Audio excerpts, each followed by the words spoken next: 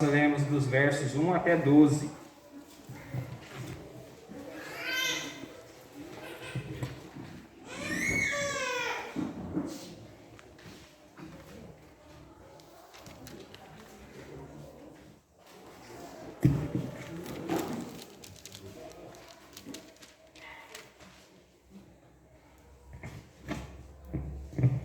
Eu convido a igreja que participe comigo da oração. Eu lerei os versos ímpares e vocês, por gentileza, leiam os versos pares. Êxodo 3, de 1 a 12. Diz assim a palavra do Senhor: Apacentava Moisés o rebanho de Jetro, seu sogro, sacerdote de Midian, e levando o rebanho para o lado ocidental do deserto, chegou ao monte de Deus, a Horebe. Apareceu-lhe o anjo do Senhor numa chama de fogo, no meio de uma sarça.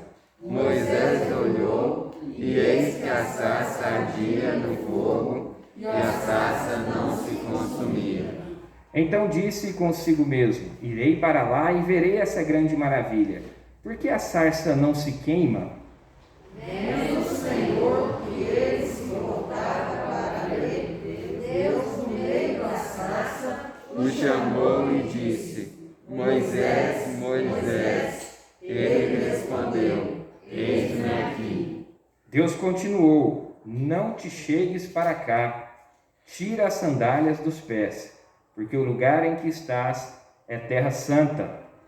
Disse mais: Eu sou o Deus de teu pai, o Deus de Abraão, o Deus de Isaque e o Deus de Jacó.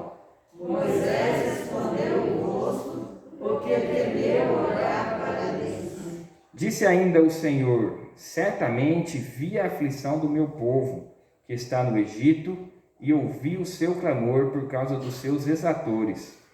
Conheço-lhe o sofrimento. Por isso desci a fim de livrá-lo da mão dos egípcios e para fazê-lo subir daquela terra a uma terra boa e ampla, terra que emana leite e mel, o lugar do cananeu, do heteu, do amorreu, do ferezeu, do heveu e do jebuseu. Pois o clamor dos filhos de Israel chegou até mim, e também vejo a opressão com que os egípcios os estão oprimindo. Vem agora, e eu te enviarei a Faraó, para que tires o meu povo, os filhos de Israel, do Egito. Então disse Moisés a Deus: Quem sou eu para ir a Faraó e tirar do Egito os filhos de Israel? Deus lhe respondeu: Eu serei contigo, e este será o sinal de que eu te enviei. Depois de haveres tirado o povo do Egito, servireis a Deus deste monte. Até aqui, vamos orar mais uma vez. Deus, nós clamamos ao Senhor, ó Pai, nesse momento, a atuação do Teu Espírito Santo entre nós, ó Pai, guiando as minhas palavras e abrindo os ouvidos dos irmãos, ó Pai, para que a Tua palavra seja perfeitamente compreendida por cada um de nós, ó Pai, que entrou aqui nessa noite. Queremos que o Senhor tenha uma mensagem especial, particular, para cada um de nós. Por isso nós oramos, por isso nós pedimos na mediação de Cristo Jesus, o nosso Senhor. Amém. Meus irmãos, quem participou da escola dominical hoje, nós trabalhamos um pouco sobre esse texto, né? E eu passei a semana inteira preparando um outro texto para pregar. E quando chegou no momento de eu tomar realmente a decisão e começar a me preparar para hoje, Deus não permitiu que eu pregasse o texto que eu tinha preparado. Isso quer dizer que Deus tem uma mensagem para cada um de nós, muito importante, né? Eu vim orando para que Deus pudesse falar de uma maneira especial com cada um de nós, a começar de mim, né? E assim, não diferente de todas as outras noites que você entra aqui, Deus tem uma mensagem bastante especial para você. E o que eu queria começar fazendo um paralelo. Como que nós escolhemos uma profissão? Já existiu um tempo onde nós não escolhíamos a profissão, nós éramos escolhidos. Normalmente a gente tinha a profissão dos nossos pais, porque a gente via aquilo acontecer e a gente copiava e a gente fazia aquilo e a gente era feliz por toda a vida. Mas nós vemos que hoje não é mais assim.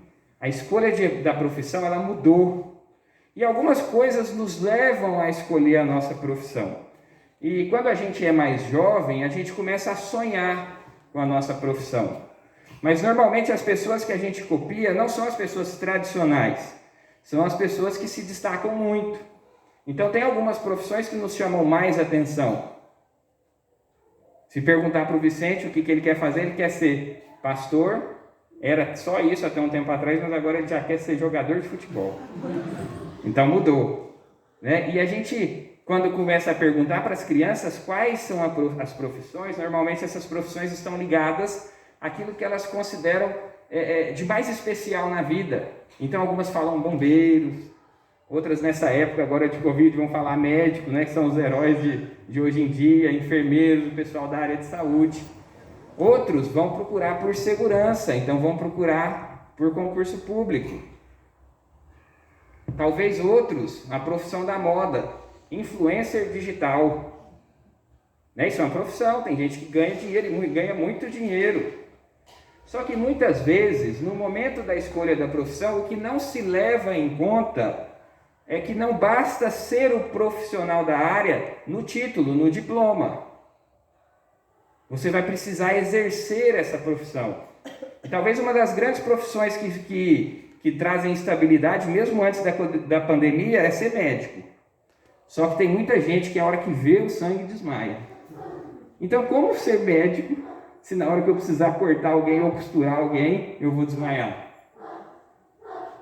Talvez todos já tenham pensado em ser juiz de direito, né? Eu tenho um parente que é juiz de direito. E realmente é uma pessoa que tem um status muito grande. Só que é uma pessoa que lida com situações difíceis todos os dias. É uma pessoa que não pode ter a mesma vida social que a gente. Porque em cada causa que ele decide, 50% fica feliz, 50% fica triste. Quando não, 100% fica triste. Então, normalmente a gente pensa em uma profissão pensando na parte boa da profissão. Pensa na profissão pensando só naquilo que a profissão traz de benefício. Mas na vida não é assim. Até mesmo quando a gente começa a namorar, né? Parece que tudo vai ser perfeito por muito tempo. No meu caso ainda é, né? Mas talvez com 30, 40 anos eu pense diferente. Então, por quê? Porque a vida real, gente, é diferente dos poemas de livros. É diferente dos filmes de Hollywood. Né? E esse texto aqui, ele é um texto que ele vai mostrar algumas coisas para a gente nesse sentido. Nós estamos aqui no chamado de Moisés. Moisés foi chamado para uma grande obra. Só que, até que acontecesse o chamado de Moisés, muitas coisas aconteceram. Nós temos que voltar lá para os patriarcas. Nós temos que voltar para Abrão, que virou Abraão. Depois Isaac, Jacó, que teve um filho que era José. Deus usou José, mesmo em meio a todas aquelas dificuldades, foi vendido como escravo. Mas no meio de todas aquelas dificuldades, Deus usa José para salvar a sua família. Não só a sua família, como todo o povo daquela época. Porque José prevê que viria uma grande fome. E então ele começa a trabalhar como o segundo mais importante daquela época, somente abaixo do faraó, para juntar comida. E quando vem realmente a fome, os celeiros estão cheios, todos vivem. Só que o tempo continua passando até chegar aqui, passam-se gerações, e aqueles israelitas que eram bem-vindos no Egito por causa de José. José é um israelita que é vendido como escravo, chega no Egito, mesmo com um currículo ruim, porque ele era um escravo, ele começa a desenvolver ali o seu ministério, a sua profissão, e chega a ser o VP, vice-presidente do Egito. E aí então, sendo o mais importante, por um tempo ele foi lembrado. Só que passam-se algumas gerações, alguns anos, o povo do Egito já não tinha mais aquele carinho pelo povo de Israel, porque o povo de Israel estava crescendo, e eles falaram, esse povo vai querer guerrear contra a gente. Então, um sentimento que era bom numa época, passa o tempo e já não é mais.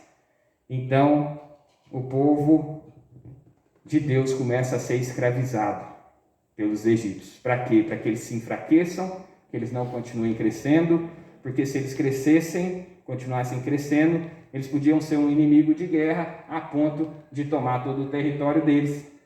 E eles ficam com medo. E esse momento, então, que nós chegamos na história de Moisés. E nós estamos aqui no capítulo 3, quando nós vemos Deus chamando Moisés. E o nosso objetivo de hoje é falar que Deus tem um chamado para cada um de nós. Deus tem um chamado especial para cada um de nós. Talvez esse chamado que Deus tem para a sua vida não seja um chamado da proporção do chamado de Moisés. Mas Deus tem um chamado para cada um de nós. Então a primeira coisa que nós vamos ver é que dentro desse chamado que Ele tem, que Deus tem para cada um de nós, a primeira coisa que Deus faz é realmente mostrar esse chamado. Quando nós olhamos aqui para o texto, no verso 1, diz assim: apacentava Moisés o rebanho de Jetro, ou seja, ele estava vivendo tranquilo sua vida, acordou mais um dia normal, estava levando o rebanho para o lado ocidental do deserto, chegou em um determinado local, aquilo era normal na vida dele. Ele estava fazendo aquilo que era o seu cotidiano. Mas de repente, algo de especial acontece. Veja no verso 2: apareceu-lhe o anjo do Senhor numa chama de fogo no meio de uma sarça. Meus irmãos, nós vemos que é uma situação aqui bem diferente, né? Moisés olha, eis que a sarça ardia no fogo e a sarça não se consumia. Nós temos uma sarça, uma planta no meio do deserto, e essa planta começa a pegar fogo. Diz os estudiosos que em poucos segundos ela se consumia totalmente, porque era uma região muito seca e uma planta que rapidamente sumia. Só que aquela planta começou a pegar fogo e não sumir. Alguma coisa de muito especial aconteceu naquela planta. Veja, a sarça ardia no fogo e a sarça não se consumia. Verso 3: então disse consigo mesmo: irei para lá e verei essa grande maravilha, porque a sarça não se queima. Meus irmãos, Deus chamou Moisés de uma maneira sobrenatural. Deus tem nos chamado todos os dias de uma maneira natural. E essa maneira natural é todas as vezes que nós ouvimos a palavra do Senhor, todas as vezes que nós meditamos na palavra do Senhor, nós estamos sendo chamados, nós estamos sendo responsabilizados, cada dia um pouco mais. Quanto mais eu conheço do Senhor, mais eu sou responsabilizado. Mas por que então? Agora surge uma pergunta: será que eu conheço o meu chamado? Então essa resposta pode ser sim e pode ser não. Se você conhece o seu chamado, glória a Deus, você já conseguiu ver. Mas existem muitas pessoas que ainda não conhecem o seu chamado. Mas uma coisa muito importante é que nós vemos ao longo da história é que Deus vai chamando o seu povo, e Deus tem uma missão para cada um do seu povo, desses membros desse povo, que ela é diferente em cada época, mas Deus tem uma missão. O simples fato de nós estarmos aqui hoje é porque Deus ainda tem um propósito para a nossa vida. E aí, então fica a pergunta: por que talvez nós não conseguimos ouvir o chamado do Senhor? Nós vemos que o meio ordinário hoje de Deus chamar já não é mais numa sarça ardente. Deus chama através da pregação, Deus chama através da palavra, Deus chama através do seu momento de intimidade. Mas por que então que eu não consigo ver? Porque talvez existem coisas na nossa vida que estejam tomando mais tempo do nosso dia a dia do que a intimidade com o Senhor. Existe uma pesquisa do Instituto deixa eu ver o nome aqui. Uma consultoria inglesa chamada Techmark, em 2019, ela fez um estudo que nós fazemos durante o dia aproximadamente, deixa eu ver aqui para eu não falar, exagerar, que eu costumo exagerar. Nós olhamos para o nosso celular, quantas vezes vocês acham que nós olhamos para o nosso celular?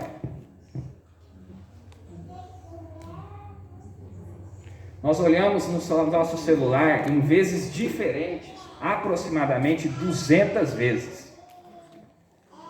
Aproximadamente 200 vezes você, mesmo estando fazendo alguma coisa, você tira o seu celular do bolso, de onde ele está, e olha para ele. Essa mesma pesquisa, ela mostrou que você toca na tela aproximadamente 2.600 vezes por dia. Isso é uma pesquisa de 2019, eu acredito que nós já avançamos mais, porque se você olhar ano a ano, cada vez mais nós estamos dependentes do celular. Inclusive esse estudo ele chegou a uma conclusão que o ato involuntário que o ser humano mais faz hoje, depois da respiração, é olhar o celular. Então a única coisa que a gente faz mais do que olhar o celular é respirar.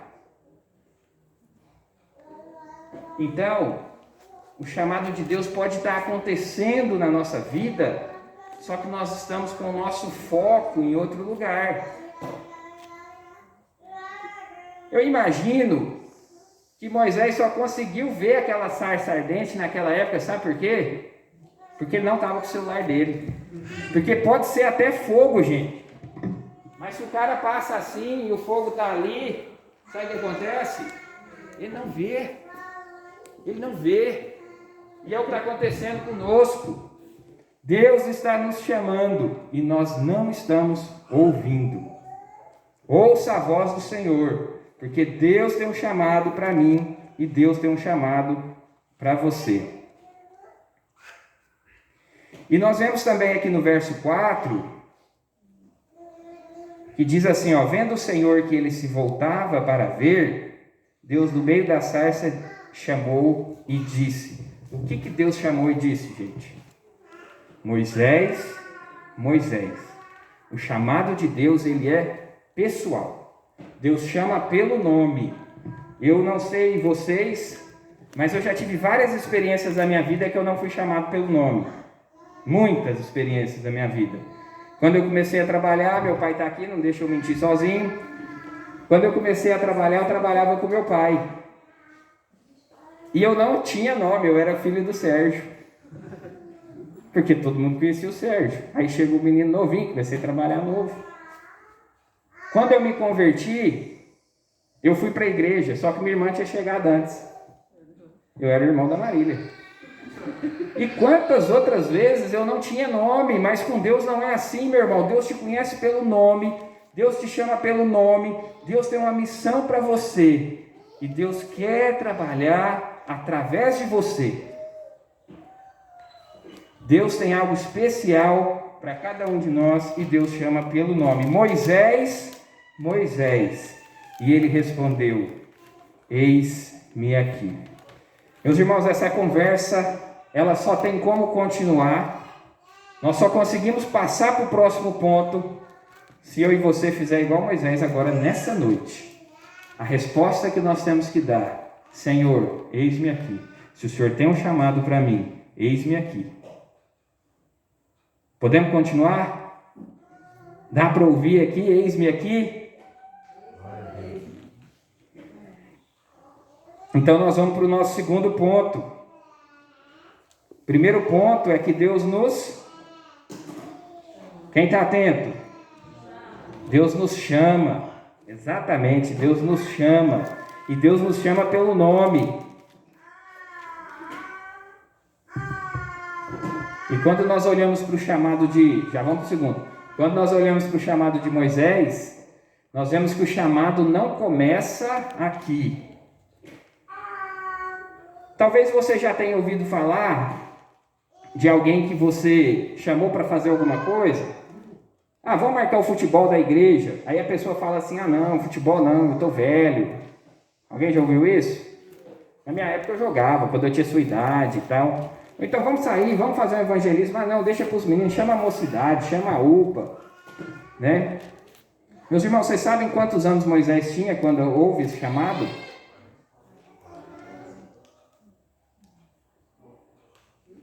Vocês sabem?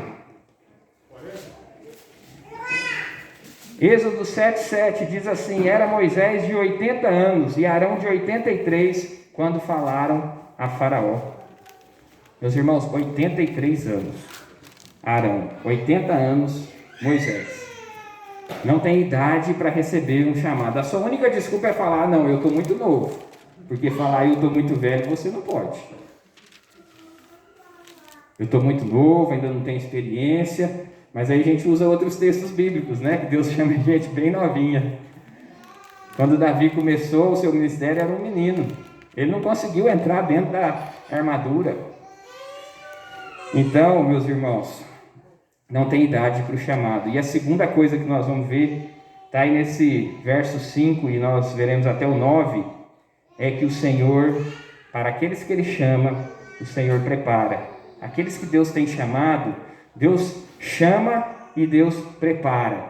Deus chama e Deus capacita. Se Deus tem algo para você fazer, não é porque você é bom. Se Deus está te chamando para algo, é porque Ele vai te capacitar. Nós vemos na história bíblica, meus irmãos, que Deus tem chamado, Deus chamou ao longo da história os mais fracos. Glória a Deus, cabe eu e cabe você. Se você se sente despreparado, você já tem a primeira coisa para poder servir o Senhor. E aí nós vamos ver isso. Olha aqui que o Senhor fala para Moisés no verso 5. Deus continuou: não te chegues para cá, tire as suas sandálias dos pés, porque o lugar em que estás é terra santa. Moisés então ouve a voz do Senhor. Moisés se anima e tenta chegar perto. Deus fala para ele: não tão rápido, espera, tem algo ainda que eu preciso fazer com você. A sandália então, ela é aquilo que simboliza tudo. Ao mesmo tempo ela protege os nossos pés, para a gente não queimar os pés quando está quente, não furar quando tiver uma pedra, mas ao mesmo tempo todas as impurezas do chão, elas vão grudando ali. Tem algumas regiões que tiram os sapatos para entrar dentro de casa, né? Por quê? Porque sabe que vai levar muita impureza. E quando Deus faz o chamado para ele, fala: opa, tem algo ainda que nós temos que fazer antes de você vir. Tem um tempo ainda, eu vou te preparar. Disse mais, verso 6: eu sou o Deus do teu pai, o Deus de Abraão, o Deus de Isaque, o Deus de Jacó. Moisés esconde o rosto, porque temeu olhar a Deus. Agora no verso 7, Deus começa a falar um pouquinho de qual missão que Moisés teria. Ou seja, Deus chama Moisés, mas Deus chama com um propósito. E qual é esse propósito? Verso 7: certamente vi a aflição do meu povo que está no Egito, ouvi o seu clamor por causa daqueles que estavam oprimindo. Conheço-lhe o sofrimento, por isso desci a fim de livrá-lo da mão dos egípcios, para fazê-lo subir daquela terra a uma terra boa, a uma terra ampla. Meus irmãos, até aqui, eu acredito que Moisés estava satisfeito, porque ele pensou o seguinte: até que enfim Deus ouve a minha oração. Porque Israel não estava sendo oprimido há poucos anos.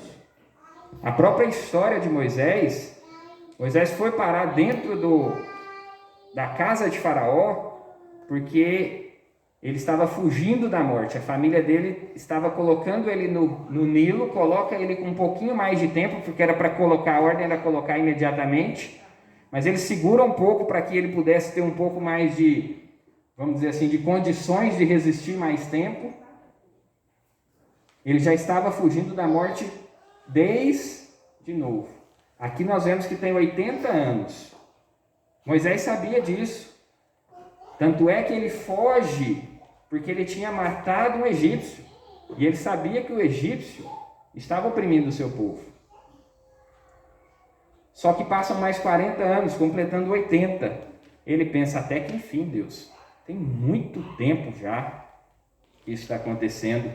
E ele, apesar de ver que tem muito tempo, fica feliz, porque é chegada a hora. Mas vejamos, verso 9. Pois o clamor dos filhos de Israel chegou até mim, e também vejo a opressão com que os egípcios estão oprimindo. Vem agora e eu te enviarei. Até aqui estava indo tudo bem, porque Deus chamou, Deus estava capacitando ele, Deus dá uma boa notícia que Deus livraria o povo, mas tem um problema. Sabe como que Deus faria esse livramento? Através dele. E eis esse problema. Sabe como que Deus faz a obra dele hoje? Através de mim e de você. Nós somos um instrumento de Deus para que as pessoas ouçam o Evangelho. Nós somos um instrumento de Deus para que o milagre da conversão aconteça. Meus irmãos, quantas vezes nós oramos pelas coisas, mas nós não queremos ser a resposta de oração do nosso pedido. Nós oramos talvez pela conversão de alguém que nós amamos, mas quando Deus fala que é você que vai pregar, que é você que vai pagar o preço, que é você que vai proclamar o Evangelho, que é você que vai aguentar todas as consequências até o final para pregar o Evangelho, às vezes vai precisar gastar dinheiro, às vezes vai precisar abrir mão da sua dormidinha, não sei que dia que você dorme até um pouco mais, aí começa a pesar, aí começa a doer. Mas nós temos que lembrar que esse Deus que chama é o Deus que capacita, é o Deus que vai dar todos os instrumentos necessários, todas as ferramentas necessárias para que a obra que Ele tem para cada um de nós seja cumprida. E aí então nós vemos no verso 10 em diante,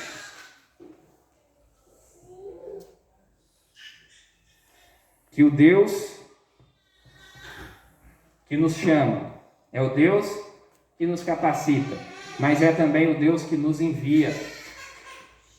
Vamos ler um pouquinho mais, verso 10. Vem agora, e eu te enviarei a Faraó, para que tires o meu povo, os filhos de Israel, do Egito. Meus irmãos, não tem outro jeito. Não tem outro jeito. A missão que Deus tem para cada um de nós, ela é pessoal e intransferível. Se a gente olhar o texto um pouquinho mais para frente, nós não vamos ler aqui, mas Moisés começa a falar um tanto de coisa para Deus. Fala, Deus, mas eu não tenho condição. A minha boca não sai as palavras. Mas aí Deus fala, né? Vem agora e eu te enviarei. Verso 11. Então disse Moisés a Deus: quem sou eu para ir a Faraó e tirar do Egito os filhos de Israel? Meus irmãos, a gente já conhece, né, um pouco da história de Moisés. A gente já conhece um pouco do que Deus fez através da vida de Moisés. Tudo aquilo que acontece em Moisés é base para toda a história bíblica. Porque através dos grandes feitos operados por Moisés, Deus operando através da vida de Moisés, porque a gente vê aqui que Moisés era um cabra que nem eu e você, impotente, medroso, pensou em desistir. Olha quantas coisas que parecem com a gente. Só que quando nós lemos a história de Moisés, quantas coisas Deus fez através da vida dele, nós vemos que o poder não está em nós, que as condições não estão em nós, que as habilidades não estão em nós, que o resultado não está em nós, mas que todas essas coisas estão em Deus. E um homem que se coloca frágil, um homem que se coloca temeroso, é aquele homem que vai ser usado por Deus para todos aqueles 10 sinais miraculosos que servem de base para todo o povo de Israel ser temido e ser diferenciado durante toda a história, porque anos e anos e séculos depois ainda se contavam os feitos que Deus fez. Aquelas histórias não estavam só na boca do povo de Deus. Aquelas histórias tinham se perpetuado ali por todas as nações. E aí nós vemos uma coisa fantástica que está no verso 12, que Deus fala para Moisés, está escrito assim: Deus lhe responde: eu serei contigo, e este será o sinal de que te enviei. Depois de haveres tirado o povo do Egito, servireis a Deus neste monte. Meus irmãos, Deus está chamando, Deus está capacitando, Deus está enviando, e Deus está falando assim: eu serei contigo. Quando era mais novo,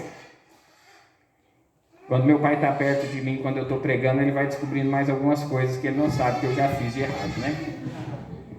E eu lembro que a gente tinha uma empresa e fazia festa regularmente, ele alugou uma chácara e a gente foi para perto do pontilhão. Uma coisa ele sabe, que a gente pôs fogo no terreno do vizinho, porque chamou bombeiro, essas coisas não chamaram ele teve que ir lá, né? Mas a outra ele não sabe. Antes disso a gente tinha ido lá no pontilhão, que é a ferroviária lá da cidade, estava fechada, a gente pulou e a gente entrou, e a gente pegava as moedas e colocava no trilho, para a hora que o trem passasse, ver o que ia acontecer com aquilo, né? E aí tinha algumas que escapulia, mas as que ficavam, elas ficavam lisinhas assim, lisinha. E aí a gente pegava, guardava, ficava numa alegria com aquilo, né? Mas tinha umas que voavam tão rápido que se pegasse na gente, era capaz até que matava a gente.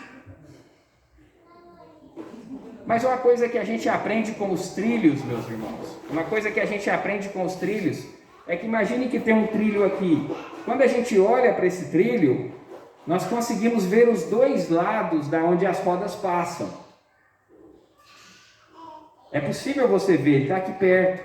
Mas quando você olha para longe, você vai vendo que esse trilho, ele vira como se fosse um único trilho, né?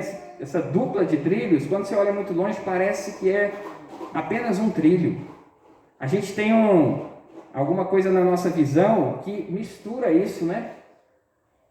E essa ilustração do trilho, ela pode mostrar isso daqui que está acontecendo aqui no verso 12. Eu serei contigo. Deus tem uma missão para Moisés, mas essa missão que ele dá para Moisés, ele fala: sou eu. O seu apoio, a garantia de que essa missão vai se cumprir, sou eu. O chamado vem de mim, o preparo vem de mim. E aqui no verso 12, ele já fala qual vai ser o fim da missão. Olha qual que é o fim, o final da missão. Depois de haveres tirado o povo do Egito, servireis a Deus neste monte. Ele chama para uma missão, fala: ó, o povo está sofrendo, você que vai ser o cara que vai ser usado para retirar esse povo, para livrar o povo dessa servidão. Moisés imagina realmente que a missão não vai ser fácil, ele tenta correr, só que Deus já fala aqui, Deus já dá o veredito final. Deus fala assim, ó: depois que tudo isso acabar, depois que você tiver tirado o povo do Egito, você vai me servir nesse monte. Então nós somos chamados para uma missão que ela já está conquistada. Nós somos chamados para uma missão que Deus mesmo já garantiu que lá no final ela iria se cumprir. Nós somos chamados para uma missão que é uma missão de Deus. Quando nós olhamos para para o momento inicial dessa missão, é possível ver a mim e é possível ver a Deus chamando. É possível ver você e o Deus que está te motivando nessa missão. Mas ao longo que você caminha, isso passa a não existir mais. Porque essa missão é de uma única pessoa. É do próprio Deus e você como instrumento. E aí a gente consegue entender um pouco o que é um dos grandes mistérios da Bíblia. A responsabilidade humana e a soberania de Deus. Meus irmãos, aquela missão era de Deus. E a missão que Deus tem para você é de Deus. Mas o instrumento da missão é você. Então, para finalizar, eu gostaria de te ajudar a compreender a sua missão, caso você ainda não tenha uma ciência da sua missão. Todos nós fomos chamados pelo Senhor para que a gente proclame aquilo que a gente tem visto e ouvido. Meus irmãos, quando a gente olha, por exemplo, para o lema dessa igreja, né? Amor a Deus, amor ao próximo e até os confins da terra. Nós vemos que... Vou fazer uma pergunta. O chamado de Moisés era missionário? Pense. Parece que sim, não parece? Porque ele tem que sair de um lugar e ir para outro. Mas o chamado dele era para voltar para casa. Então existe chamado para voltar. Existe chamado para sair. Existe chamado para ficar. O que isso quer dizer? Que o chamado não é geográfico. O chamado que nós temos é um chamado para hoje, aonde eu estou. Quando nós olhamos para a grande comissão, nós vemos que esse chamado, ele inclui algumas cidades, é uma progressão geográfica. É da onde você está, para um pouquinho mais além, um pouquinho mais além e um pouquinho mais além. Só que eu e você não somos onipresentes. E esse chamado, fique tranquilo que não é só para você, é um chamado para toda a igreja. Então existem aqueles que vão, aqueles que ficam e aqueles que voltam. O chamado não é geográfico, mas o chamado, ele é para cada um de nós. Hoje, nós que já conhecemos o Senhor Jesus, nós devemos continuar a caminhar. Dizem os estudiosos que esse que aparece na sarça ardente, esse que chama Moisés, é o próprio Cristo. Esse que te chamou é o próprio Cristo. Esse que capacita Moisés é o próprio Cristo. Esse que vai nos capacitar é o próprio Cristo. E aquele que garante que a obra aconteça é o próprio Cristo. Aquele que garante que a sua missão seja bem sucedida é o próprio Cristo. Vamos orar.